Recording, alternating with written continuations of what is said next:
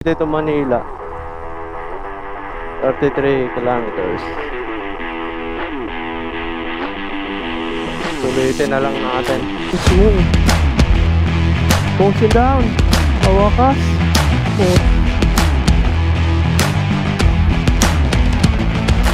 Sabihan mo ako, dinala ko na yung CRF.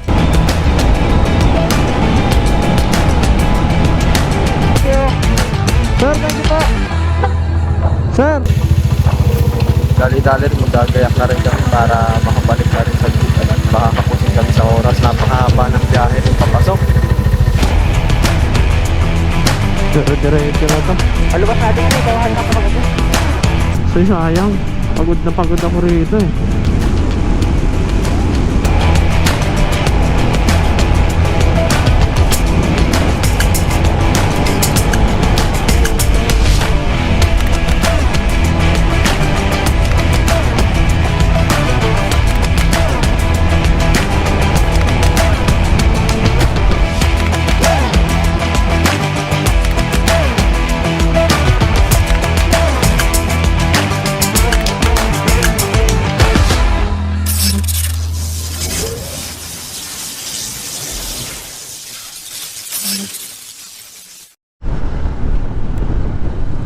Nakasalubong. Tatlo na yung nakasalubong natin. Siguro.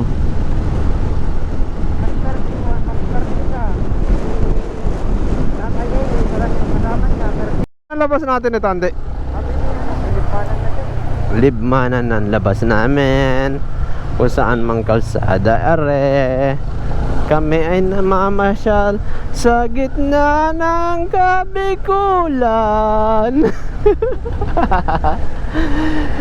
Sa gubat-gubat na kalsada.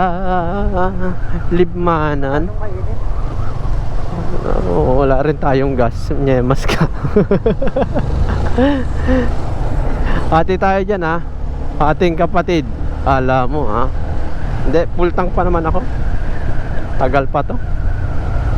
Dahan-dahan po talaga kalsada to. Liit. Gago. Alright. Kami ay nag-e-explore kung saang mang lugar ito.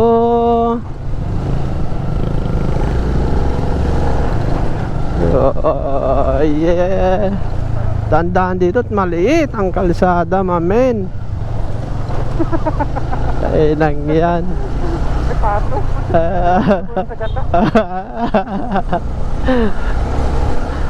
Righty. Mamaya na lang ulit. Magpapakaligaw-ligaw muna kami dito, guys. Puro bukid na to, Andy. Saan liit ng kalsada? Grabe.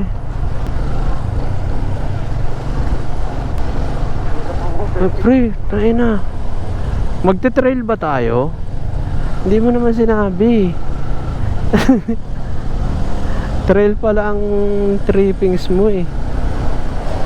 Kung sinabihan mo ako, dinala ko na yung CRF. Wow. Etong endurance, kung saan-saan lumulusot, makauwi lang. Sabi ba sabi ni Nick? Oo, kahit saan na. Basta makarating kayo doon. Saan na to? So we're na as May tricycle na. kanan. Putak. Let's go. Dandahan na, maliit kalsada. Kalma mo lang po, toy-toy mo dyan. Ang lit na ng kalsada, akala ko may nag-park pa. So mamaya na lang ulit. Balikan ko na lang kayo. Mamamasyal muna kami dito, guys. Yun, no? Guys. Meron kita. Mamasyal kung saang lugar. Ano?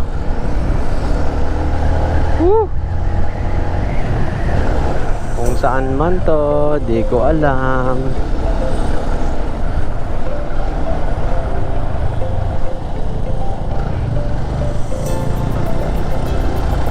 Sira-sira lang kalsada eh. Pero shortcut pa rin.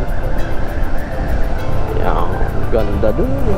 Bukid-bukid po. Saan mo raw ano mo? Eh, ano?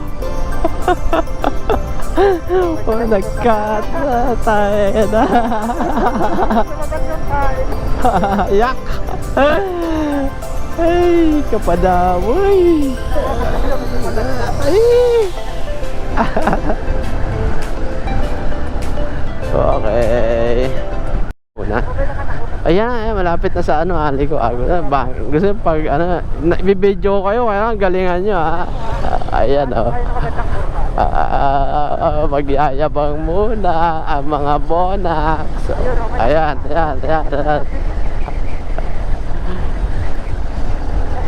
Okay na. Banking ha, galingan nyo ha. Pag yan, nagsayang ako memory card oh.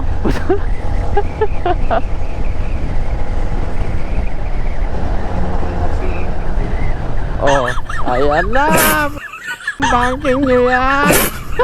Ulo.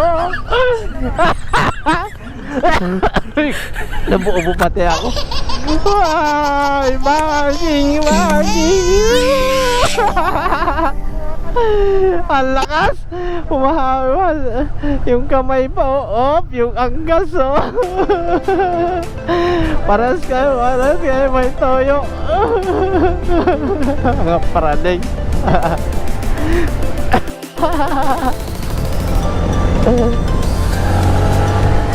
Tara na. Tigilan nyo na yan. Naiinggit ako. Hindi ko na kaya. Kain muna tayo. Ilang ko bater ano ito? Unti na lang memory card oh. Haba-haba pa. Kain muna kami.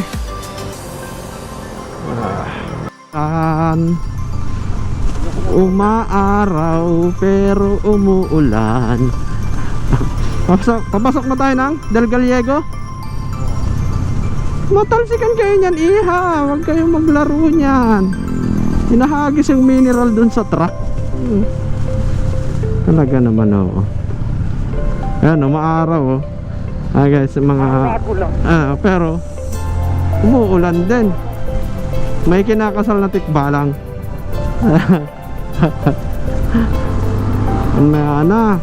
Meron ba? Wala.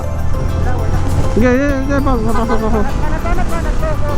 Okay. Pasok. Done na. Oh, maaraw na. Salamat sa signal mga bata. Love you all. Ayun na. Change. Tapos Malagay ko malakas talaga ulan yan eh. Right. Naabot pa nga ng ulan. Ay nako. Ayan o. Tagal pa ng babiyahin namin. Tuloy lang. Ito sila sir, kasabay namin kanina.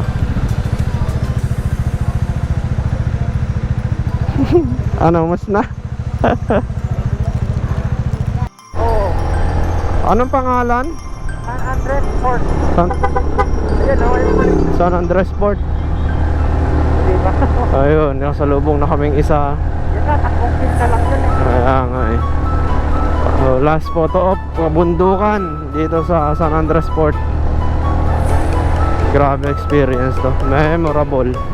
Kung makakalimutan to, bang klase. Ganito pala mag-endurance. Sana payagan ulit. So kita kasi lang muna doon sa last na photo ops. Medyo ubos na rin kasi ang aking memory card. Wala na rin papakita rito eh oh. Puro na kalsada. Pag-hapon mo na Puro kalsada eh. kalsada. Ay! Hanggang eh. Punta na kami sa San Andres. Nandito na kami sa San Narciso. Grabe oh. Ito puro nyug dito, Andy. Puro nyug. Ganda ng daan dito. Yan, no? Kung problema, kung uuwi kayo, pabalik, dito lang din yung kalsada. Wala nang ibang lagusan. Ganda dito.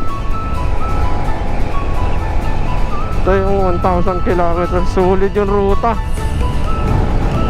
Papagalain ka talaga sa Kabikulan eh. Woo!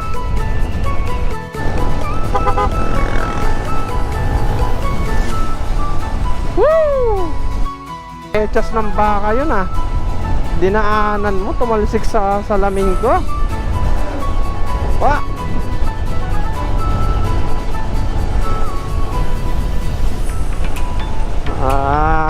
30 plus kilometers pa. Ano?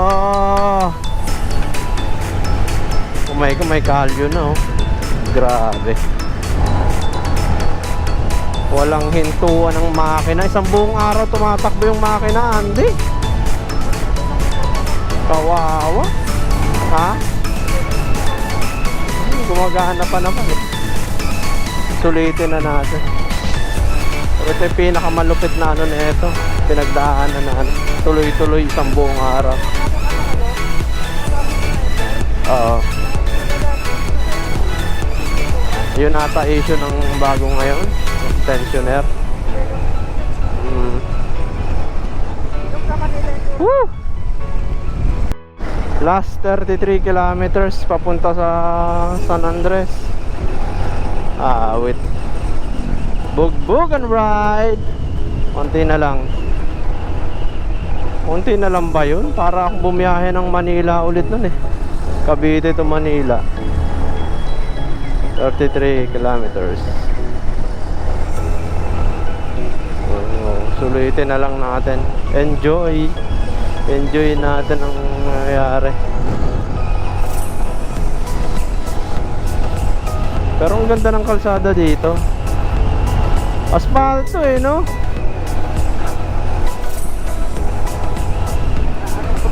Yan, no? Nauusog. Palit tuloy.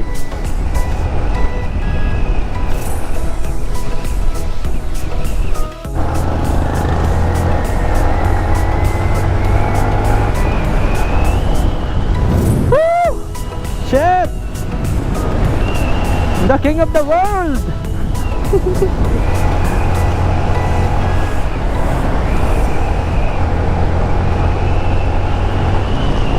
Woo!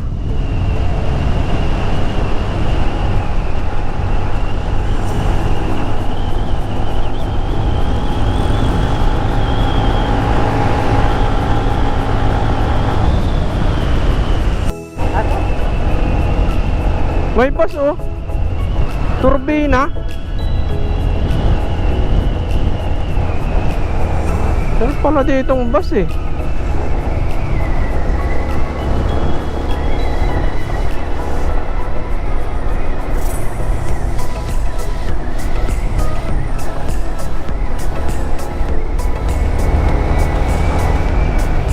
Hindi level yung kalsada ha.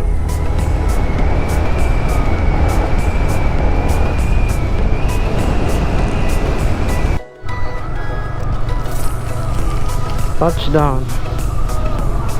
Ito na, San Andres Port.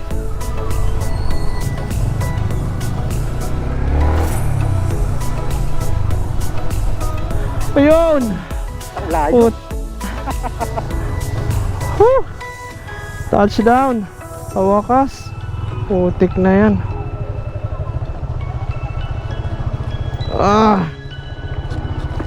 Karating din. Touchdown. San Andres Port, Quezon. 4 o'clock PM. Dali-dali rin magagayak na rin kami para makabalik na rin sa jeep. Baka kapusin kami sa oras. Napakahaba ng biyahe ng papasok. So yun na naman yung tatahakin namin pabalik din. Kasi ito yung na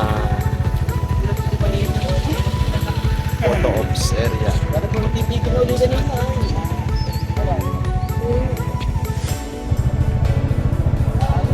Ay, dyan na kinalipatan. Batyo na kami, mukhang alanganin pang makatapos. Sobrang layo pa. 242 kilometers pa, oh. 5 hours, hanggang alas 10 lang kami. Tara, para makaano na. Thank you. Sir, thank you po. Sir, una po kami.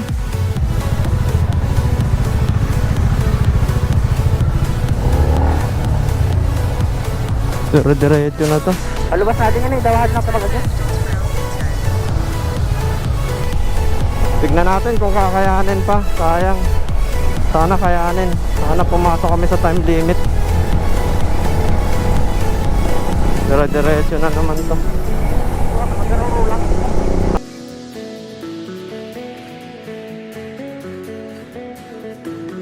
Try ko habulin. Sayang. Pagod na pagod ako rito eh.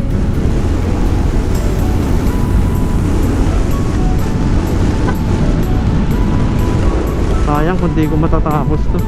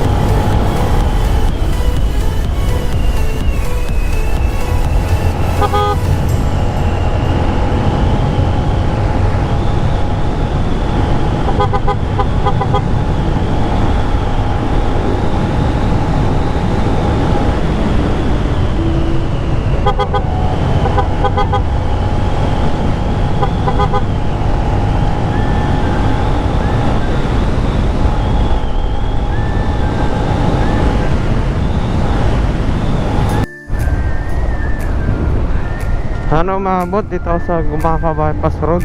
Pakadilim pala rito.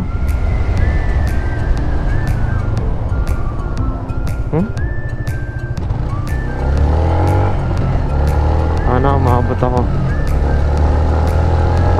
Pakadilim ng daanan.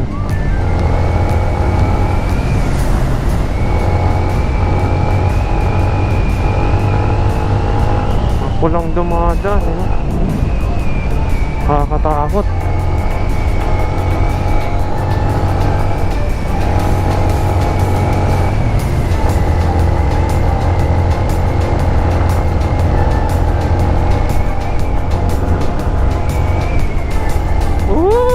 Overshoot.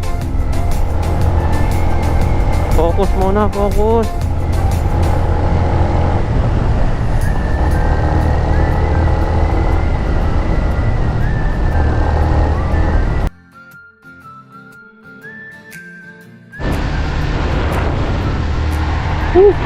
Grabe sa pakiramdam ko ngayon. Sobra. Walang mood. Tapos ito pala pakiramdam ko ngayon. Lalo na yung ganito. Nausan. Ating hormone.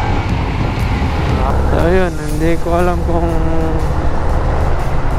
magiging finisher pa ba ako kasi hindi ko nadaanan yung checkpoint 4. Although sabi naman ni Sir Neil is dumiretso na raw kami sa grid kasi hindi na yung mga hindi naabot ng 7:30 para sa checkpoint 4, diretso na sa grid. So ayun, sana consider ni Sir, sana consider nila. Pero yun nga, sobrang disappointed lang ako sa sarili ko kasi minsan ko na nga lang gagawin, hindi ko pa nagawa ng tama. Sayang eh, hinayang ako. Ang laki ng pagod namin dito, katawan, mentally, talagang nakakaano siya, nakaka-pressure. Nangihinayang ako kasi sobrang yung pagod namin na maghapon, buong araw kami bumabiyahe tapos hindi namin matatapos. Sobrang Hirap pala, ang bigat sa pakiramdam. Ay nako. Mamaya kita malaman natin kung ano.